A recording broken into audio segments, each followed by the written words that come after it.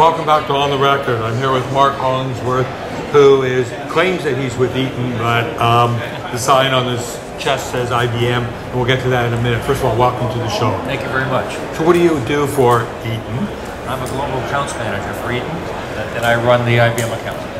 And they gave you a free shirt. And they gave me a free shirt here at the Unbelievable, Tech Data Conference, that's right. Yeah, so we're here at, as you said, at the Tech Data Conference, and I think the word that you want to get out is that you've got a fabulous relationship with IBM and with Tech Data. Yes, we do. And you put the three of you together, and all of a sudden UPSs are simple.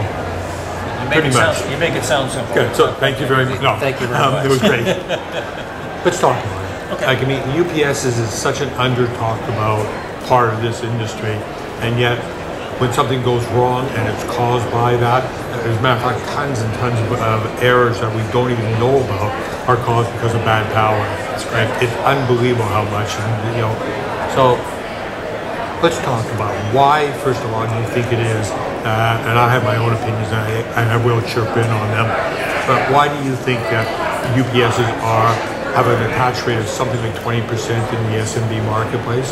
I don't even know if it's that high, so it's in that range. We'd love to have it in that range. I believe that 98% of all servers are backed up by UPS, but not necessarily within the rack UPS. They also have facility-based UPSs would help with that. Correct.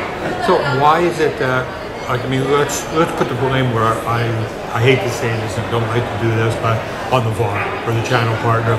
Why is it that they overlook this category? Well, the difficult thing is plugs and receptacles and balance and understanding all of the power requirements within the servers. Today's servers can range anywhere from 30 watts of power to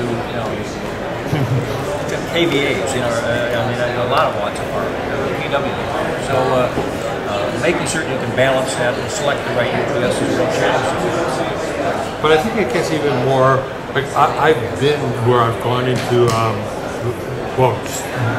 workshops and I've talked about UPS, and I said, well, how many of you would actually want to be the one that plugs in the UPS?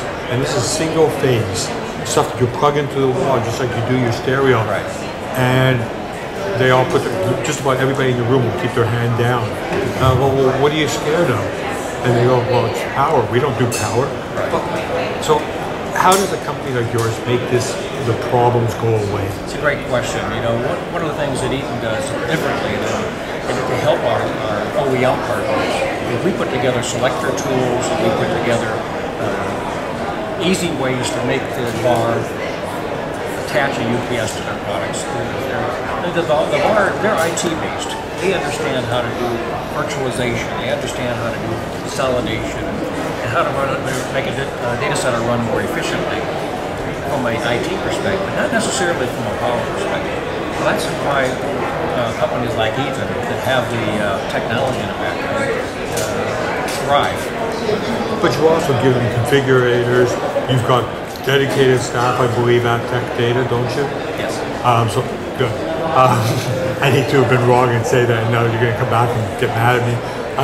But you have you've made it to the point where if I knew, take me for example, I'm not a techie. I know how to talk tech talk. I know how to talk about the business side, but I have a problem turning on my phone.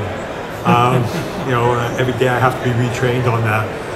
But I could technically now, if I owned a VAR, or if I was a VAR or a channel partner, I would be able to easily supply UPSs to every one of my customers for everything that they do. It's a lot easier than they think it is. That's the problem. There's a little bit of a fear of not feeling you're going to put the right product in. So what Eaton does is we put together these selectors that make the job easier. And it's almost faultless. And so if you take it, so you've got a configurator or a selector, you've got the dedicated reps at Tech Data.